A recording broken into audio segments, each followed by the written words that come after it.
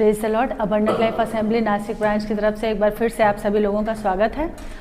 तो ये अंत का समय है, हमें बहुत अलर्ट रहना है, हमें बहुत सतर्क रहना है, हमें शैतान की चालों को समझना है, हमें पवित्र आत्मा की क्लियर आवाज़ को सुनना। पवित्र आत्मा जब आपके पास रहेगा तो पवित्र आत्मा आपको वो करना सिखाएगा जो सही है। फॉर एग्जाम्पल, जब मेरा उद्धार हुआ था तो मुझे, क्योंकि अपने घर में भी बाइबल पढ़ने को नहीं मिलती थी, मेरी शादी कर दी गई और शादी के बाद क्योंकि मेरे पति का उद्धार नहीं था तो मुझे अब मेरे पति का आत्मा जीतना है। तो मैं कैसे जीतूं, उसके लिए पवित्र आत्मा सिखाता था। क्योंकि अगर मैं इनके सामने खोल के बैठ के बाइबल पढ़ने लगूंगी तो ये चिल्लाते थे, क्योंकि इनको पसंद नहीं था। भाई नई नई शादी हुई है, घूमो फिरो, प्यार मोहब्बत की बातें करो, ये क्या तुम बूढ़ों की तरह बाइबल ले। सही बात है, एक उसके एंगल से सोचो, पति के एंगल से सोचो जिसका उद्धार नहीं है। पवित्र आत्मा मुझे सिखाता था कि जब ये घर से बाहर, जब ये ड्यूटी पे जाए, क्योंकि कई बार फ्लाइंग होती थी, पायलट अर्ली पार्टी करते थे, सुबह की फ्लाइंग होती थी, 4 बजे चले जाते थे, तो मैं 4 बजे उठ के बाइबल पढ़ लेती थी। 4 बजे जाते थे तो 9-10 बजे तक आ जाते थे, फिर उसके बाद खाना वाना बनाना सा। या ये 7 बजे की ड्यूटी जाते थे तब 2 बजे तक आते, तो मैं उस बीच में पढ़ लेती थी जल्दी। उन दिनों मेरे घर में कोई मेड भी नहीं थी, मुझे सारे काम झाड़ू पोछा कपड़े बर्तन सब करके जल्दी जल्दी निपटा के खाना दाल चावल बना के उसके बाद बैठ के पढ़ती थी कि इनके आने से पहले पढ़ लूँ। क्यों? क्योंकि मुझे पति का आत्मा जीतना है।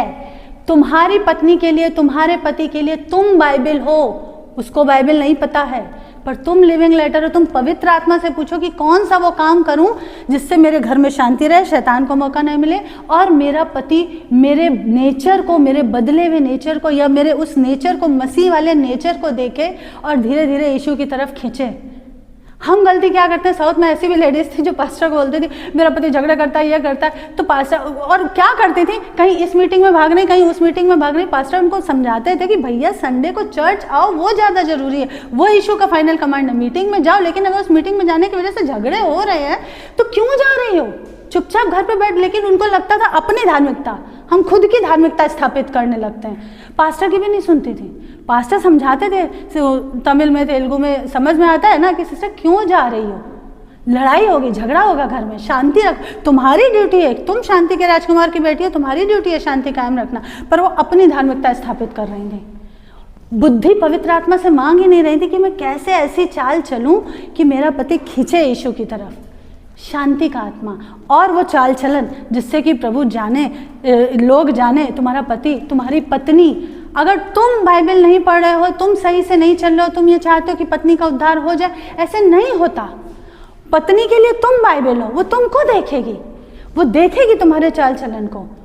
और पवित्र आत्मा हमको ऐसा सम्मति देता है, ऐसा ज्ञान देता है कि क्या करना है क्या नहीं करना है। जैसे दिवित को पालने पोसने के लिए उस वक्त हमारे पास पास्टर भी नहीं थे और जो थे भी, अच्छा अभी अंकुर नोले एक बार बोल रहे थे कि जब हमारी चर्च छोटी थी तो बहुत से लोग मुझसे ये उम्मीद रखते थे, 40-50 लोग ही थे उनकी चर्च में, 35-40 लोग, कि पास्टर जी आप ना विजिट के लिए आया करो, हफ्ते में एक बार विजिट दिया करो, ये किया करो। तो बोले फिर मैं अपने का, क्योंकि उस समय वो जॉब भी करते, मतलब वो अपना बिजनेस भी करते थे, साथ साथ कर रहे थे तब, और अपना पर्सनल टाइम भी प्रेयर में देते थे। तो बोले अगर मैं अपना बिजनेस ना करूं तो मैं खाऊं क्या, और अगर मैं प्रेयर में पर्सनल टाइम ना दूं तो मैं संडे चर्च को आके किस मुंह से खड़ा हूं।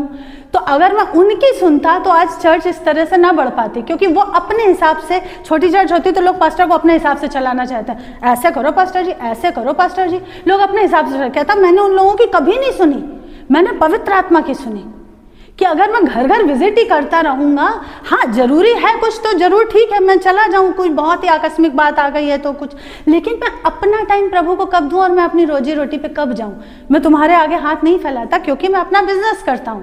उसका अपना बिजनेस था टाइल्स का, उस वक्त तक जब तक कलीसिया बढ़ी नहीं थी तो वो काम करता था। बोला मैंने नहीं सुनी। पवित्र आत्मा सिखाता है कि कलीसिया कैसे चलानी है, पवित्र आत्मा सिखाता है कि कोई आत्मा कैसे जीतनी है, अपने प्रियजन को कैसे जीतना है। और ये ज़रूरी है, अगर आप सच्चाई और ईमानदारी से चलोगे तो आपके घर वालों का उद्धार होगा ही होगा। हो ही नहीं सकता अगर तुम ईमानदारी से चलो तो तुम्हारे साथ रहने वालों, दूर दराज के रिश्तेदारों की छोड़ दो, पर साथ रहने वालों का उद्धार जरूर होगा। अगर नहीं हो रहा है अपने आप को चेक करो, अपना जीवन चेक करो, कहीं हम अपनी धार्मिकता तो नहीं स्थापित कर रहे, कहीं हम खुद को धर्मी तो नहीं दिखा रहे और वो नहीं कर रहे जो करना चाहिए।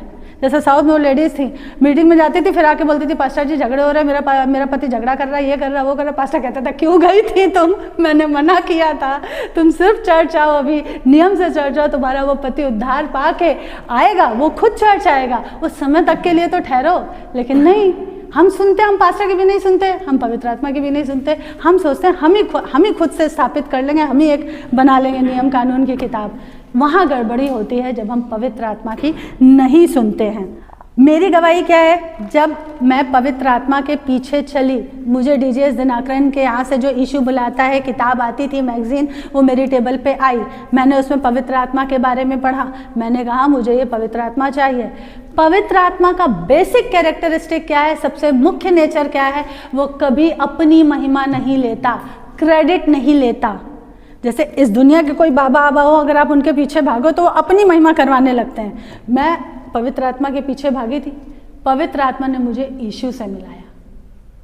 मैं तो यीशु को मैं ये जानती थी क्रिश्चियन लोग का परमेश्वर, ईसाइयों का परमेश्वर यीशु मसीह, पर मुझे यीशु से मतलब नहीं था। मुझे तो वो पवित्र आत्मा के जो एक्सपीरियंस लिखे थे, मैंने कहा मुझे ये चाहिए, और मैं पवित्र आत्मा के पीछे, मैं पवित्र आत्मा मुझे भी मिलो, मुझसे भी बात करो, मुझे भी दर्शन दो, मुझसे भी, मैं पवित्र आत्मा ने मुझे यीशु से मिलाया। पवित्र आत्मा ने वो आंटी जो मैगजीन लाई थी, खान आंटी, उन्होंने मुझे नया नियम दिया पढ़ने के लिए। और जब मैंने नया नियम चोरी छिपे पढ़ना शुरू किया तो वहाँ से पवित्र आत्मा ने मुझे वचन समझाने शुरू किए कि देखो यीशु ने तुम्हारे लिए जान दी है, देखो यीशु ने तुम्हारे पापों के लिए दाम चुकाया, देखो यीशु परमेश्वर है, देखो यीशु सर्वशक्तिमान परमेश्वर है, यीशु एकमात्र जिंदा खुदा। उसने मुझे यीशु के बाद, जब मैं इसीलिए वचन पढ़ना बहुत जरूरी है, जब मैं वचन पढ़ने लगी तो पवित्र आत्मा वचन का असली लेखक है, वो वचन को सही तरीके से समझाता है। जैसे मैंने बताया था, 1 कुरिन्थियों 15:29 वहां पर लिखा हुआ है, पौलुस ने लिखा है कि जो लोग मरने वालों के लिए बपतिस्मा ले रहे हैं, उस समय के जो यहूदी लोग थे, जो यीशु के पैदा होने, उनके क्रूसीफाइड होने, उनके पुनरुत्थान होने तक जिंदा नहीं रहे थे, पहले ही मर गए थे, लेकिन मूसा की व्यवस्था का पालन करके, उनके लिए इनके बाद के पीढ़ी के लोग और रिश्तेदार उनके नाम से भी बपतिस्मा ले रहे थे। 1 कुरिन्थियों 15:29 वचन जब मैं पढ़ रही थी तो मैंने सोचा कि मेरी नानी, क्योंकि मेरी नानी ये कहते हुए गई कि यीशु मसीह मेरा आत्मा ग्रहण करो, आखिरी समय में ये उनके शब्द थे। लेकिन मैंने सोचा जब वो ये कहते हुए गई हैं, बपतिस्मा नहीं लिया, तो अगर मैं बपतिस्मा ले लूँ तो उनका स्वर्ग बिल्कुल पक्का हो जाएगा, उनके नाम से मैं भी बपतिस्मा ले लूँ। मैंने प्रार्थना करी, पहले ही जाके पास्टर को नहीं बोला, और पास्टर पे दोष नहीं लगाई, क्योंकि पास्टर को बोलते वो भी मना कर देते। तो मैंने पहले प्रार्थना करी, मैंने कहा प्रभु मैं भी अपनी नानी के नाम से बपतिस्मा ले लूँ। पवित्र आत्मा ने क्लियर मना किया कि नहीं लेना है। तो मैंने कहा ये लोग तो ले रहे हैं, ये तो वचन में लिखा हुआ है। तब पवित्र आत्मा ने मुझे समझाया, जो मैं पढ़ के भी नहीं समझ पा रही थी, वो पवित्र आत्मा ने समझाया कि ये वो लोग थे जिन्होंने मूसा की व्यवस्था का पूरा पालन किया था। तुम्हारी नानी 2 नाव पे चलती रही, उन्होंने मूर्ति पूजा आखिर तक करी है, इसलिए तुम उनके नाम से बपतिस्मा नहीं ले सकती। सिर्फ मरने के समय ये कह देना, क्योंकि हम लोग प्रार्थना कर रहे थे, नानी यीशु का नाम लो, नानी यीशु, उनको प्राण निकलने में, शरीर से जब प्राण खींच के जाता है, वो तार टूटता है जब चांदी का, तो तकलीफ होती है। हमने देखा इस चीज़ को, मैंने अपनी आंखों से देखा। तो हम लोग, मैं और मम्मी उनको बोले थे, अरे यीशु का नाम लो, अरे यीशु का नाम लो। तो वो मरते समय जो शब्द कानों में जा रहे थे, वही उनकी जबान से निकाला, यीशु मसीह शरीर छोड़ने में बड़ी दिक्कत हो रही, मेरी आत्मा ग्रहण करो, मेरी आत्मा ग्रहण। तो मैंने ये सोच लिया अपनी छोटी बुद्धि में कि वो तो गई स्वर्ग, क्यों? क्योंकि यीशु का नाम लिया है। लेकिन पवित्र आत्मा ने कहा नहीं, आखिर तक उन्होंने साईं बाबा पूजे हैं, तुम उनके लिए बपतिस्मा नहीं ले सकती। और मेरी मम्मी का उद्धार कैसे हुआ? क्योंकि वो बाइबल पढ़ती थी। मैंने उनको नया नियम दे रखा था, वो बाइबल पढ़ती थी।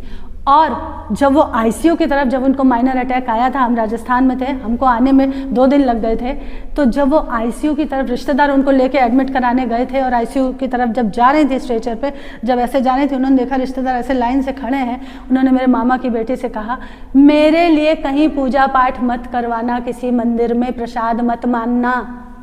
और मेरे मौसा जी का छोटा बेटा भी वहाँ खड़ा था, वो दादा के पास नंबर था मेरे पास्टर का, कानपुर वाले पास्टर का। उन्होंने बोला हरीश के पास नंबर है, उससे मेरे पास्टर को नंबर लेके फ़ोन कर दो, उनको बुला दो कि प्रार्थना करें। क्योंकि चोरी छिपे जाती थी चर्च कभी कभी, क्योंकि मैं फोर्स करती थी कि जाओ जाओ जाओ, मैं दूर थी। चोरी छिपे बाइबल पढ़ती थी, नया नियम पढ़ती थी, इसलिए वो बताती हैं जब वो ठीक होके आई हैं, तो मैंने कहा तुम्हारे अंदर इतनी हिम्मत आई कहाँ से, तुम तो बहुत दब्बू घोचू हो, तुम तो हमेशा रिश्तेदारों से डरती रहती, क्योंकि मैंने बचपन से उनको ऐसे ही देखा रिश्तेदारों से डरते हुए।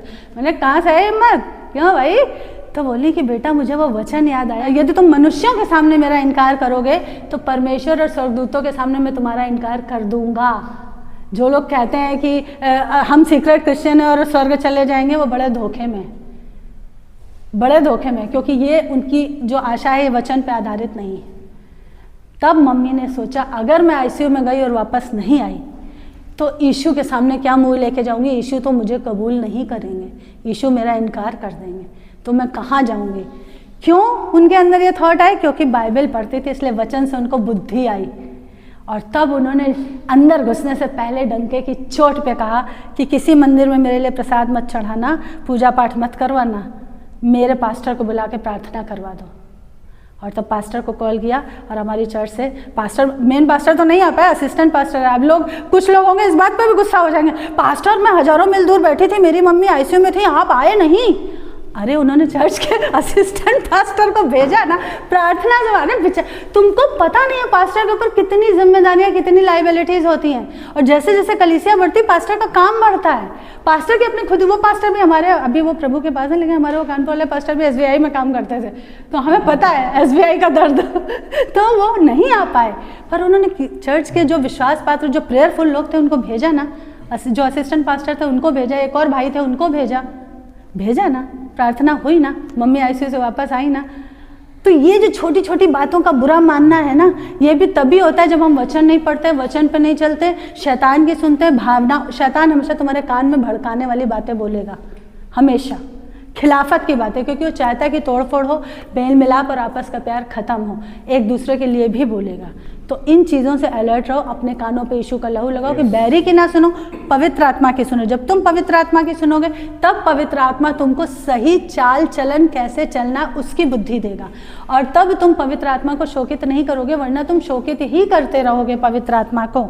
एक और वचन है लूका 24:45, जरा वो पढ़िए। पवित्र शास्त्र बूझने के लिए समझ खोल दी। किसने? यीशु ने। समझ का आत्मा कौन देता है? पवित्र आत्मा। समझ के आत्मा का दान किसकी ओर से आता है? पवित्र आत्मा की ओर से। जब तक पवित्र आत्मा के टॉर्च नहीं पड़ती आपको वचन समझ में आएगा नहीं। आप पढ़ोगे तो, पर समझोगे नहीं। जैसे वो जो कंदाके की रानी का खोजा जा रहा था रथ पे सवार होके, और यशाया भविष्यवक्ता का वचन पढ़ता हुआ जा रहा था, पवित्र आत्मा ने फिलिप्पुस को उठा के वहाँ भेजा। उसने कहा जो पढ़ रहा है समझ भी रहा है? कहता भैया कोई समझाएगा नहीं, समझेंगे कैसे? इसलिए हर संडे चर्च आना बहुत ज़रूरी है। इसलिए आपसे बोला जाता है कि अगर कुछ समझ में नहीं आता है बाइबल पढ़ते समय तो संडे को डाउट क्लियर कर लो, पर आप लोग नहीं पूछते। इट मीन्स आपको पवित्र आत्मा सब सही समझा रहा है। उल्टा मत समझना, सही समझना। फॉर गॉड सेक, जो भी वचन है उसको सही समझो, क्योंकि वचन में लिखा है कि शब्दों पे तर्क वितर्क मत करो, विवाद मत करो, इससे सुनने वाले बिगड़ जाते हैं। साउथ में मैंने देखा है अगर कोई ज्वेलरी पहन के आ गया तो उसको कम्युनियन नहीं खिलाते थे, नहीं तुमने सोना पहना है, तुम दुनियादारी में हो। अगर किसी ने सिर पे पल्ला नहीं डाला है तो उसको डांट मार देते थे। सिर पे पल्ला रखना उस समय की कलीसिया के लिए पौलुस ने क्यों लिखा था? क्योंकि उस समय जब यहूदियों ने वचन का तिरस्कार कर दिया था तो चेले बाहर जाके प्रचार करने लगे थे, तो बहुत सी वेश्याएं आ गई थी चर्च के अंदर। अच्छा, कुछ शुद्ध मन से आई थी, कुछ ग्राहक फंसाने के लिए आई थी। चर्च में अच्छे और बुरे मन वाले दोनों लोग आते हैं, हम किसी को मना नहीं कर सकते। उस समय भी यही हो रहा था, और वो अपने लटके झटके दिखाती थी। इसलिए पौलुस ने सोचा कि अगर पापी को परमेश्वर के भवन में आने से मना कर देंगे तो इसका उद्धार कैसे होगा? हो सकता है आज ग्राहक फंसाने के लिए आ रहे, आज नहीं तो कल इस वेश्या का उद्धार ही हो जाए, तो इसको आने से मना ना करूं, ऐसा बीच का रास्ता निकाल दूं। तो उसने कहा था अपना सिर ढक के रखो। वो उस समय की मांग थी, उस समाज की मांग थी।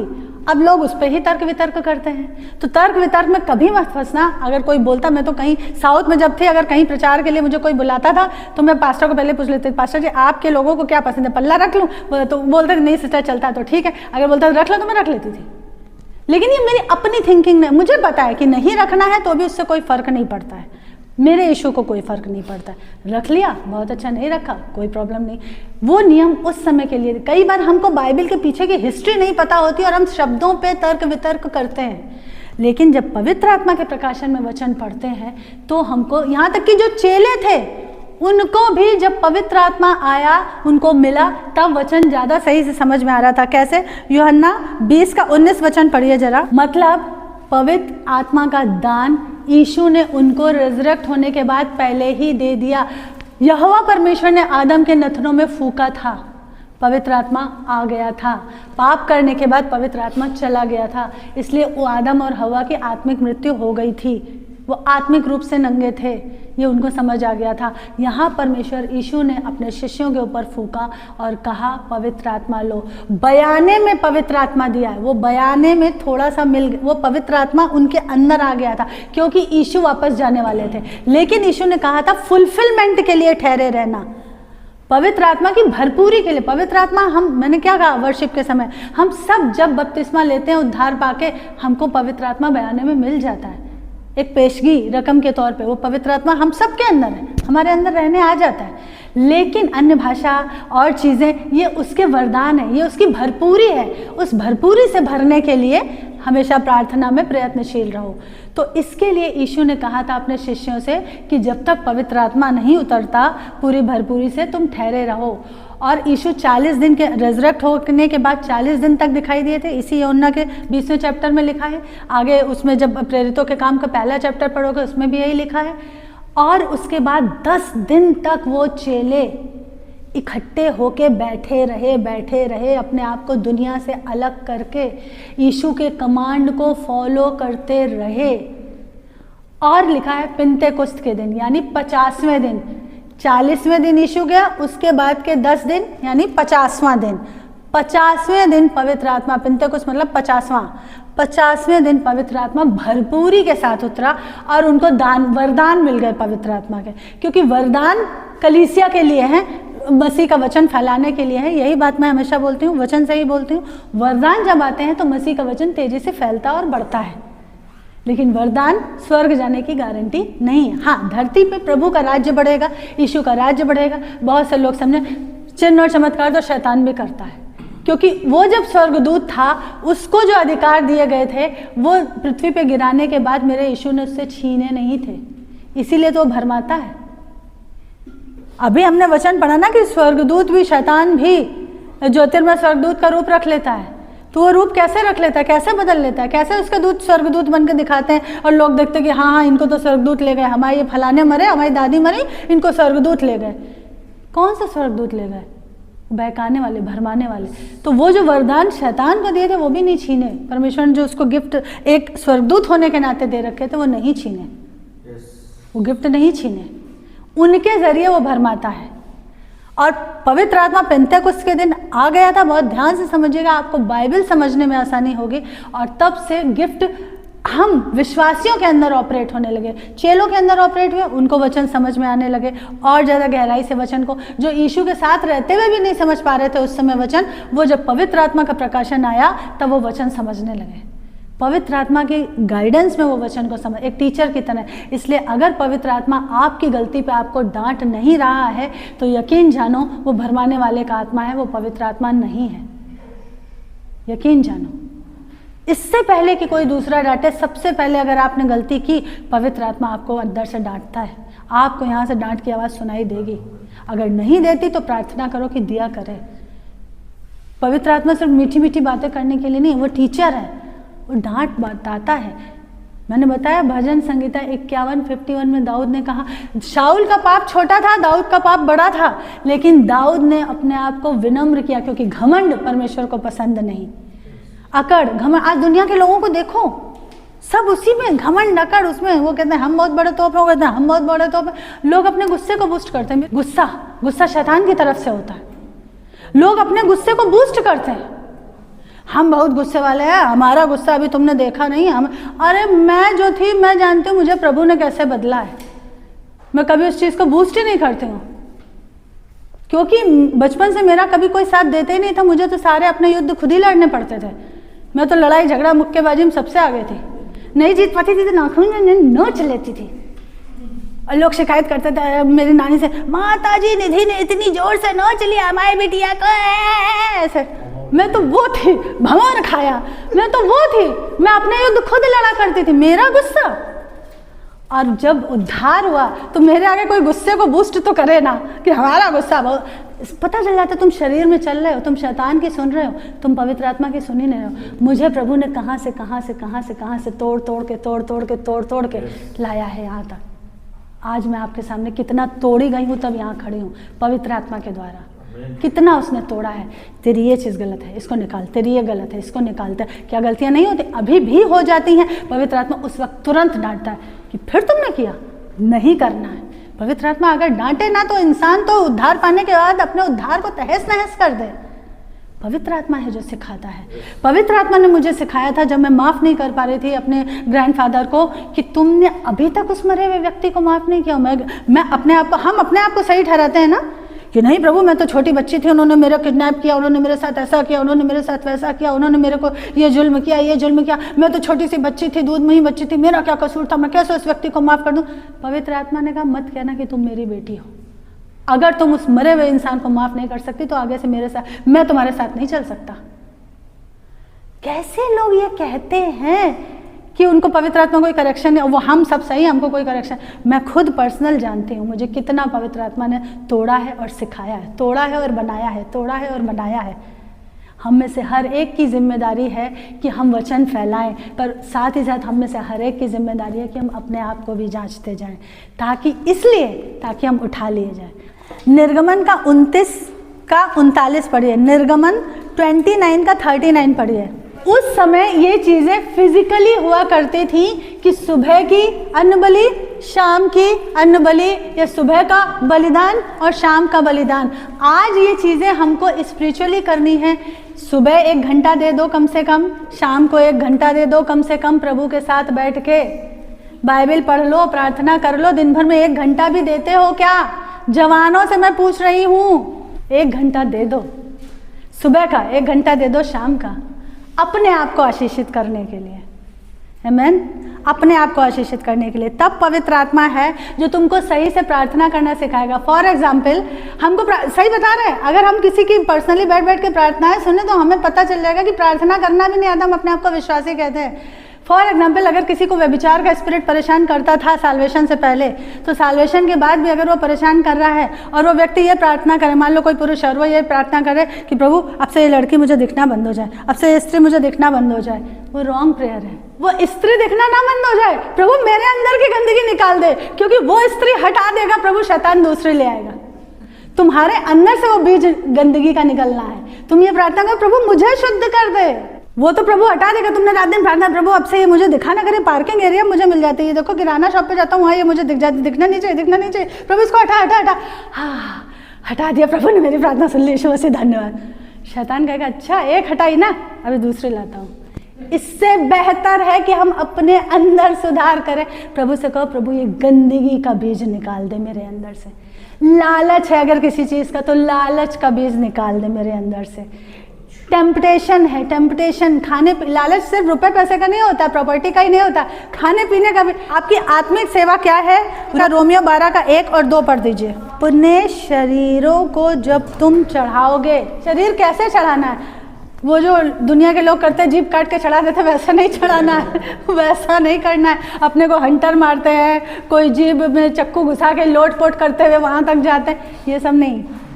अपने को दुनिया से अलग करके टाइम निकालो, एकांत में बैठो। घर में जगह नहीं है, छत पे चले जाओ, छत के कोने में कोई नहीं परेशान करेगा। इधर उधर रिश्ते, छुट्टी के दिन इधर उधर रिश्तेदारों के यहाँ दोस्तों के यहाँ फिरते मत रहो, पंचायत मत करते रहो। बैठो, फोन को स्विच ऑफ कर दो 1 घंटे के लिए, एयरप्लेन मोड पे डाल दो, स्विच ऑफ कर दो, साइलेंट पे भी मत डालो, स्विच ऑफ ही कर दो सीधा। बैठो प्रार्थना में, बैठो। ये है परमेश्वर के योग्य बलिदान, अपने शरीर को चढ़ाना, क्योंकि ये शरीर ही तो रेडी नहीं होता है।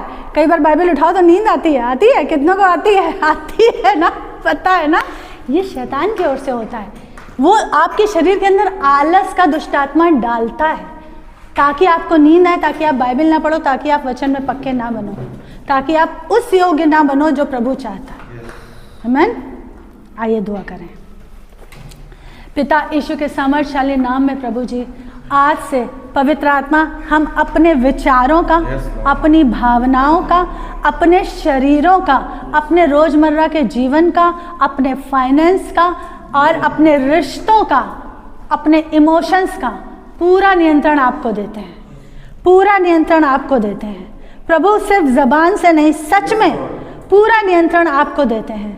हमको बदल के यीशु के जैसा बनने में मदद कर। वो पौलुस जो रोमियो के 7वें चैप्टर में कहता था कि मैं जो अच्छा काम करना चाहता हूँ वो कर नहीं पाता हूँ, लेकिन जो बुरा नहीं करना चाहता हूँ वो कर देता हूँ, वही पौलुस जब उसने अपने आप को पवित्र आत्मा के नियंत्रण में दिया और पवित्र आत्मा के साथ साथ उसने कोऑपरेट किया, अपने नेचर को बदला, अपनी सोच को बदला, अपने स्वभाव, अपने विचारों, अपनी भावनाओं को बदला, तब उसके काम बदलते गए और मसीह के जैसे होते गए। और वही पौलुस पहला कुरिन्थियों उसके 11वें चैप्टर के पहले वचन में आके कहता है, मेरी सी चाल चलो जैसे मैं मसीह की सी चाल चलता हूँ।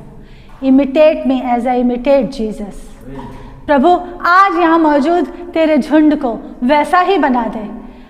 हमने उद्धार पाने के बाद भी बहुत गलतियाँ की हैं, शरीर की सुनी है, आसपास के लोगों की सुनी है, पर हम तेरे लिए लिविंग बाइबल बनकर नहीं रहे।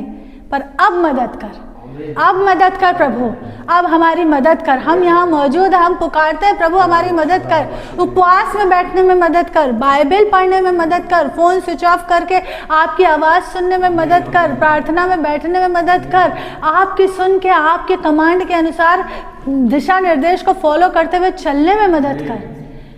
हम में से हर एक की मदद कर पवित्र आत्मा, सहायक की आत्मा हमारी मदद कर। प्रभु इस कलीसिया में मौजूद एक एक व्यक्ति के ऊपर अपना नियंत्रण ले, हमारी मदद कर पिता, हमारी मदद कर प्रभु। हम तुझसे सहायता मांगते हैं क्योंकि तू सहायक का आत्मा है। प्रभु यहाँ मौजूद एक एक व्यक्ति को परमेश्वर हम ब्लेस करते हैं, पवित्र आत्मा जी यीशु मसीह के नाम से ब्लेस करते हैं, और स्वर्गदूत इनकी सुरक्षा के लिए हमेशा तैनात रहेंगे परमेश्वर, और पवित्र आत्मा सही चाल चलने की बुद्धि देगा इनको। प्रभु इसके लिए धन्यवाद। जब ये वचन पढ़ें तो वचन इनको समझ में आता जाए प्रभु जी, यीशु मसीह के नाम में परमेश्वर। जो ऑनलाइन व्यूवर्स हैं प्रभु जी, उनको भी हम दुआ में याद करते हैं परमेश्वर। उन तमाम देखने वालों को ब्लेस करते हैं। पवित्र आत्मा समझ का आत्मा का दान उनको दे। इन अंतिम समयों में हमें परख का आत्मा दे, ताकि कौन झूठा प्रचार है, कौन सच्चा प्रचार है, और ढेर सारे लोगों को सुनकर हम आत्मिक व्यभिचार ना करें। हम पवित्र आत्मा की सुने, हम बाइबल और वचन की सुने प्रभु, ताकि हम वो धन्य और आशीषित मीरास को, वो वसीयत को, वो जायदाद को जो आपने हमारे लिए इस धरती पर रहते हुए विजेता का जीवन जीते हुए रखी है, विजेता का जीवन जीने के लिए जो आशीषें रखी हैं, हम उनको पालें पिता। प्रभु जी हम धन्यवाद देते हैं। जो जवान कॉम्पिटिटिव एग्जाम में बैठने की तैयारी कर रहे हैं उनको 100% गवर्नमेंट सीट मिलना मांगते हैं परमेश्वर। जो जवान नौकरी के लिए कॉम्पिटिटिव एग्जाम में बैठ रहे हैं परमेश्वर, उनके ऊपर आपका अबंडेंट ग्रेस और अनमेरिटेड फेवर उतरना मांगते हैं। जिस एग्जाम में बैठे उसमें सफलता पाएं। जो लोग ऑलरेडी जॉब में हैं परमेश्वर, दुआ मांगते हैं अनएक्सपेक्टेड वे में पिताजी उनकी पेमेंट में बढ़ोतरी हो, उनके मैनेजमेंट के दिल में उनके लिए ग्रेस डालना परमेश्वर। और प्रभु जी उनके बैंक बैलेंस और स्टोर हाउस पे आपका लहू लगाते हैं, इनके खत्ते हमेशा भरे रहें प्रभु। और धन्यवाद देते हैं कि जो हमें बुद्धिमानी से चलना, अगर हमारे घर में अभी तक कोई हमारा प्रिय है, हमारा पति या पत्नी या माँ बाप या कोई भाई बहन या जो हमारे साथ रहता है उसका उद्धार नहीं हुआ है, हमको बुद्धि देना कि कैसी चाल चलें कि प्रभु के लिए इस आत्मा को जीत लें। पौलुस कहता है मैं यहूदी के लिए यहूदी बना, यूनानी के लिए यूनानी बना। परमेश्वर उस रीति से हमको बुद्धि देना, ताकि हम उस रीति से चल सकें कि वो व्यक्ति यीशु से चिढ़ने के बजाय यीशु के करीब आए, उसके बहाने ढूंढे कि अरे ये यीशु तो बड़ा अच्छा परमेश्वर है, मेरा ये जो प्रियजन है तो बड़े अच्छे से चलने लगा यीशु में आके, मुझे भी यीशु को देखना, मुझे भी यीशु से मिलना और मुझे भी कलीसिया आना है। ऐसी बुद्धि देना। हम उन लोगों के लिए इस दुआ को मांग रहे हैं जिनके घरों में अभी किसी का उद्धार नहीं है, ताकि उनका चाल चलन ऐसा हो कि दूसरे मसीह की ओर खींच के आ सके। यीशु मसीह के नाम में परमेश्वर हम मिलावटी जीवन जीने से तौबा करें, हम खुद की धार्मिकता स्थापित करने से तौबा करें परमेश्वर। हम धन्यवाद देते हैं। आप हर पल, वचन कहता है तेरा वचन मेरे पाँव के लिए दीपक और मेरे मार्ग के लिए उजाला है। आप पवित्र आत्मा के जरिए वचन का प्रकाशन देकर हमको चलाते हो उंगली पकड़ के, इसके लिए बड़ा धन्यवाद है पिता। इन सारी प्रार्थनाओं को आपके बच्चों के लिए मांगते हैं। इस कलीसिया को, एल नासिक को ब्लेस करिए परमेश्वर, बहुतायत से ब्लेस करिए परमेश्वर। हमारी सोच से बढ़कर आशीषें हर एक के जीवन में उड़े लिए पिता, यीशु मसीह के नाम में। आमीन और आमीन, आमीन, आमीन।